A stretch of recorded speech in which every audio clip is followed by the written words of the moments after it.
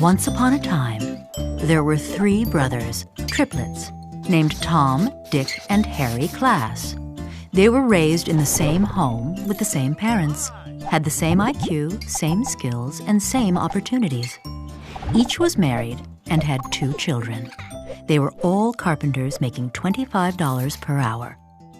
While they were very similar in all these respects, they had different priorities. For example, Tom chose to work 20 hours per week, while his brother Dick worked 40 hours, and Harry 60. It should also be noted that Harry's wife worked full-time as an office manager for a salary of $50,000. Dick's wife sold real estate part-time 10 hours a week and made $25,000 per year. Tom's wife did not work. Tom and Dick spent all of their family income. Since they paid into Social Security, they figured they didn't need to save for retirement. Harry and his wife, on the other hand, had, over many years, put away money each month and invested it in stocks and bonds. Here's how it worked out. Tom made $25,000 a year. Dick and his wife made $75,000, and Harry and his wife $150,000. When a new housing development opened up in their community, the brothers decided to buy equally priced homes on the same private street. One day, the brothers decided to pool their funds for the purpose of improving their street. Concerned about crime and safety, and wanting a more attractive setting for their homes, the 3 families decided to install a security gate at the street's entrance, repave the street's surface, and enhance the lighting and landscaping. The work was done for a total cost of $30,000. Harry assumed they would divide the bill 3 ways, each brother paying $10,000. But Tom and Dick objected. "Why should we pay the same as you?" they said. "You make much more money than we do." Harry was puzzled. "What does that have to do with anything?" he asked. "My family makes more money because my wife and I work long hours and because we have saved some of the money we've earned to make additional money from investments. Why should we be penalized for that?" "Harry, you can work and save all you like," Tom countered. "But my wife and I want to enjoy ourselves now, not 25 years from now." "Fine, Tom, do what you want. It's a free country.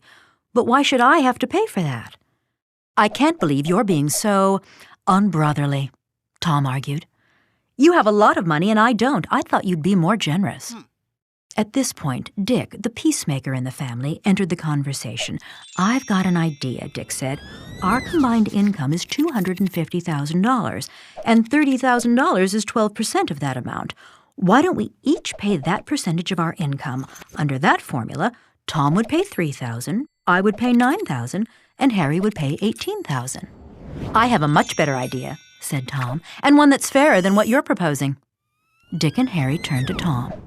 "Harry should pay $23,450. Dick, you should pay $6,550. And I will pay nothing." To Dick, this sounded completely arbitrary and not really fair, but it did have one big plus. His share would be $2,450 less under Tom's formula than under his own. So he decided to be silent. Harry, however, was stunned. "You want me to pay almost 80% of the bill despite the fact that each of us is receiving the exact same benefits? Where did you get such a crazy idea?" "From no less an authority than the U.S. government," Tom responded as he pulled out a gray booklet. "It's all right here in the IRS tax tables. This is the progressive income tax system all U.S. taxpayers live under, and I don't see why we should be any different. In fact, I believe all future improvements should be paid in this way." "Works for me," said Dick. So, by a vote of 2 to 1, the cost of the street improvements was divided as Tom had proposed, even though they benefited equally, and even though the reason Harry had more money was that he and his wife had worked many more hours than his brothers and their wives, and had saved some of what they had earned, instead of spending it all. Tom and Dick lived happily ever after with their new arrangement. Harry grumbled a lot, but whenever he complained, his brothers called him greedy and selfish. The end.